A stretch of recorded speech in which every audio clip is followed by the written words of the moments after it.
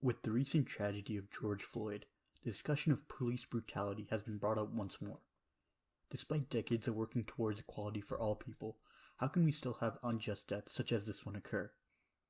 I believe to find this answer, we must be willing to look deeply into how police are trained and how to better educate police to ensure that a tragedy like this cannot happen again. So how are cops trained to use force in the first place? Well, first and foremost, they are taught to act, not react, and always be on your guard. Any form of hesitation will result in your death, at least that's how they're trained.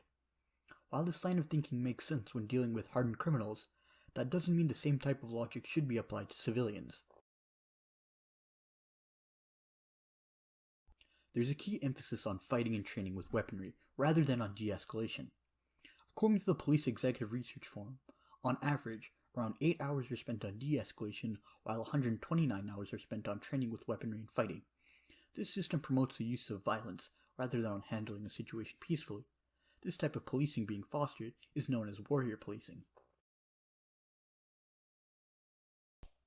Warrior policing puts a larger emphasis on militarizing the police force rather than on the protection of civilians. As a result, civilians are often injured, or worse. A study done by Florida State University decided to examine the effectiveness of warrior policing against more peaceful forms. They found that warrior policing had a likeliness to injure civilians more than a guardian police officer.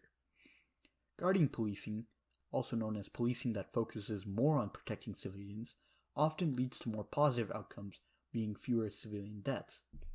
The study goes on to state that at least some aspects of guardian policing should be enforced in order to create an ideal policing force. The study also recognized that warrior policing is sometimes necessary in order to deal with violent crimes. However, the amount of force needed is a point of contention. Mark Witt, a professor, looked to determine how much force is justifiable in these cases. According to him, the force that a police officer should use in a given situation should always be something that they deem reasonable. However, when police officers are brought up in a warrior mindset, the amount of force used is generally inaccurate for a given situation. The police officers would tend to believe that using force would be the best way to deal with the situation rather than choosing a more peaceful approach. Warrior policing is a serious issue, which is only compounded by the fact that police face little consequences for their actions. For example, police are protected under a legal concept known as qualified immunity. With it, cops are allowed to break laws that normal people would not be able to get away with.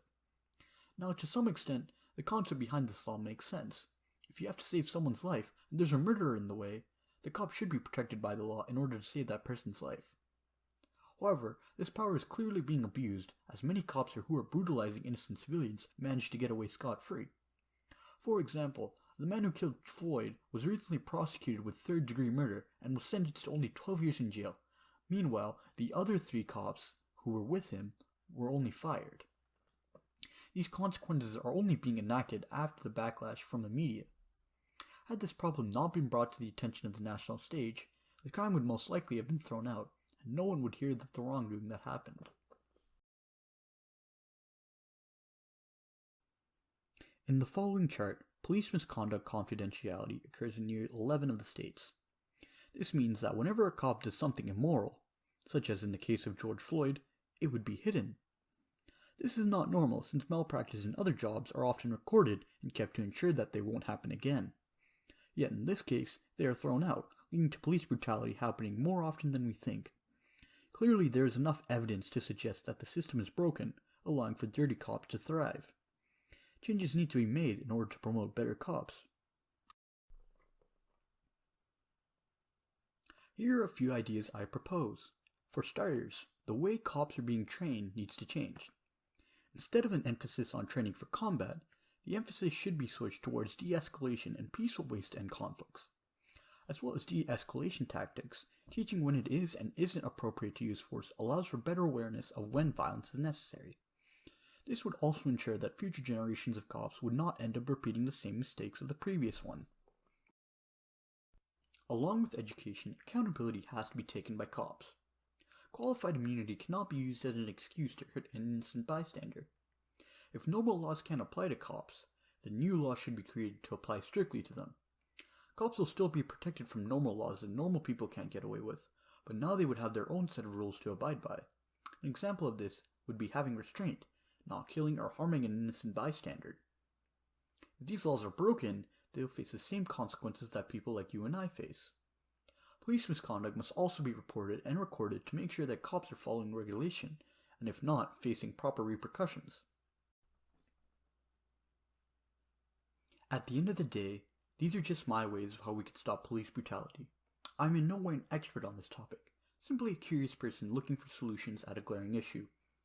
Police can't be allowed to abuse the power they have been given, as doing so would put them above the law, the same law that they took an oath to protect.